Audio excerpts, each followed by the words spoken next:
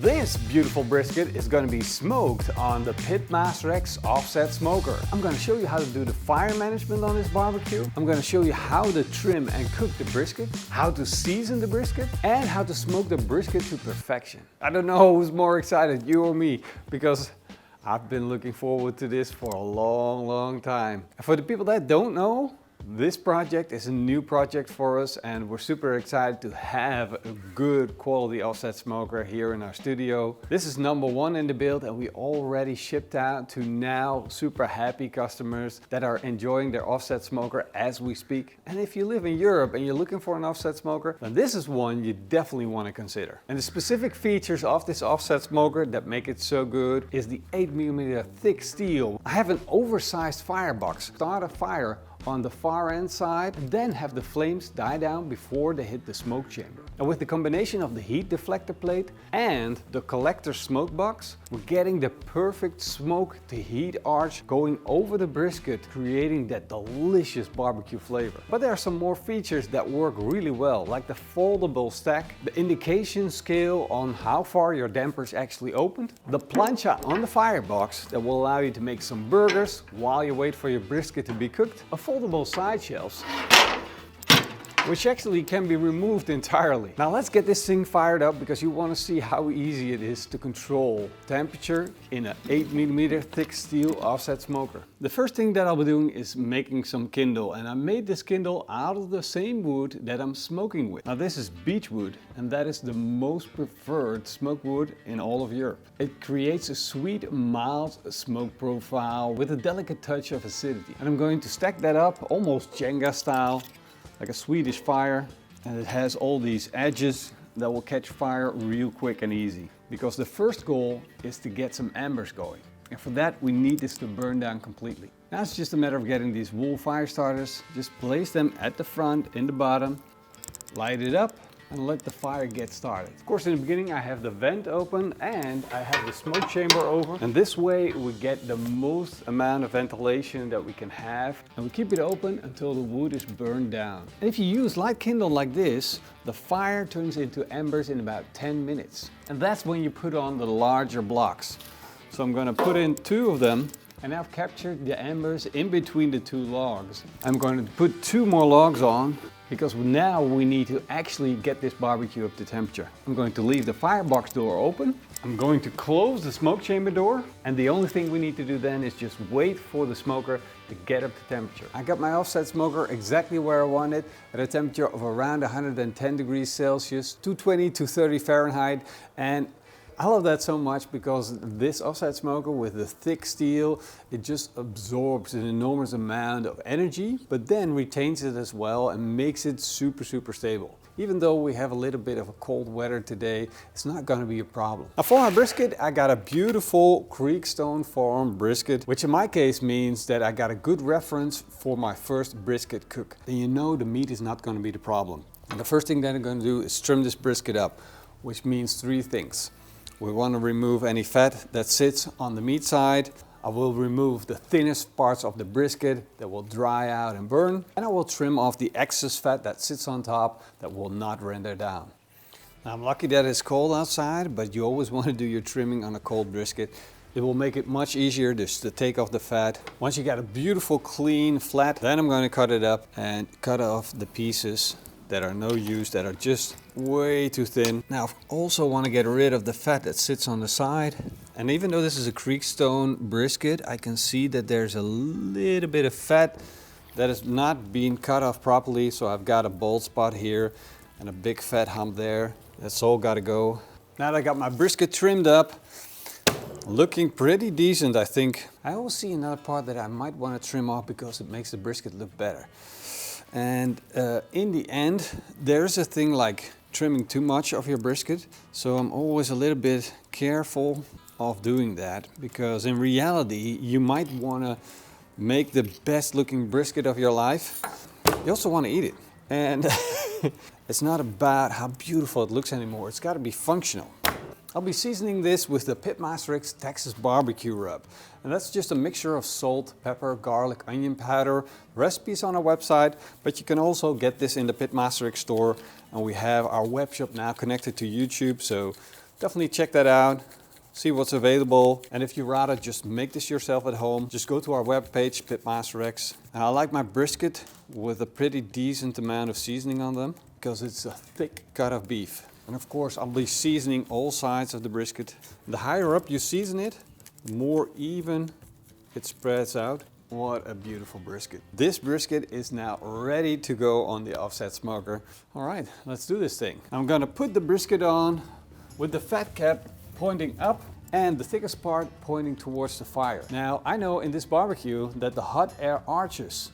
It arches over the brisket like that, comes down again to the collector box. So if I want my fat to render down, I'm going to put it with the fat side up on the barbecue. Let's close the lid and let the barbecue do its job. Now the hard thing is going to be not continuously opening the barbecue and checking the brisket, see what it looks like. That's going to be tough for me. Now lots of people use the trimming of the brisket to make burgers with. And we're going to use the brisket to turn it into beef tallow.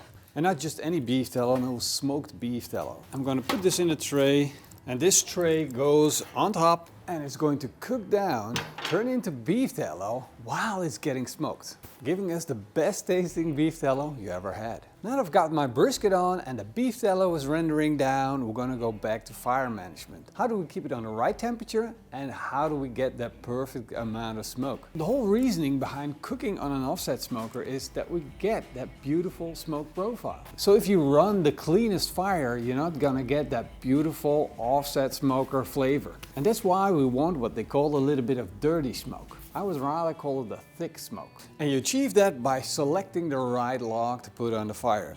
Now this is a thin log which I regularly use, and this is a thicker one. Now this will burn a lot easier than this larger block. And while this has more trouble, it also creates more smoke in the process. And therefore putting on a bigger log will create more smoke. But the downside is you're also going to put in more energy, so the temperature might rise up. And to counterset that, it might be necessary for you to take a burning log out. Keep it low on the beginning, just a bed of embers and a thick split will get you the perfect amount of smoke. And if that doesn't help, of course, there's always closing the lid.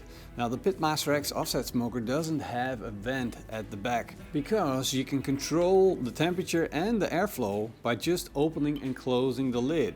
The steel's so thick, no matter what, it won't move after you set it where you want it to be. At the moment I have the door open and I've got too much clean air. I'm going to close the lid to the point where I can see the flames slowly dancing and then just a little bit. And now we're going to keep our eye on the smokestack and we see a nice white smoke plume out of the stack. That's what we're looking for. I'm now 4 hours into the cook and the brisket is starting to look pretty good. Whoa. We got a nice smoke color, we got a beautiful profile, we got that dark mahogany red, and I'm loving the way it looks. The brisket is cooking super even, although I got a little bit of a dry bark on the outside, and that's not a problem just yet. But if we keep on cooking, then a block of wood would just help the airflow go over the brisket, render down the fat that we see on top of this. Brisket on the offset smoker, man. This is gonna be good. Oh, let me show you the beef tallow. See the beef tallow that we're making? That's rendering down, the beef tallow is sitting at the bottom, the moisture is evaporating. We're gonna keep on going, let it run, and enjoy every bit of it. Whee!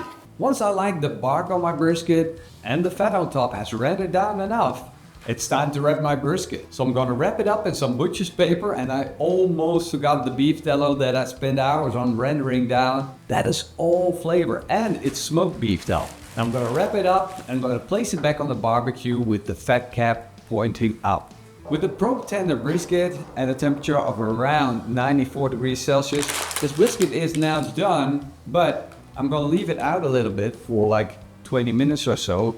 After resting, I'm going to put this in my oven, set the temperature to 65 degrees Celsius or 60 to keep it warm, just like the restaurants do it, and then I can keep it warm for 2 hours. But even up to 15, 18 hours. So the whole cook took about 12 hours and I decided that the resting period was going to be done completely overnight. So here we are. Don't throw this away. This is like the ultimate fire starter. Whoa. This is looking way better than I expected. I had some doubts about the bark, should have gone a little bit further to get it even darker, but look at this, man. It looks freaking fantastic. The bark is perfect, it turns soft again in the resting period, which means it's going to be a joy to eat. It is so super soft. That fat is just, it's nothing. It's rendered down completely. Let's just slice into this. We're going to get a cross section of the point and the flat. It is tender. Hopefully not too tender. Ooh, that is one mighty fine looking brisket. That is beautiful. It's beautiful.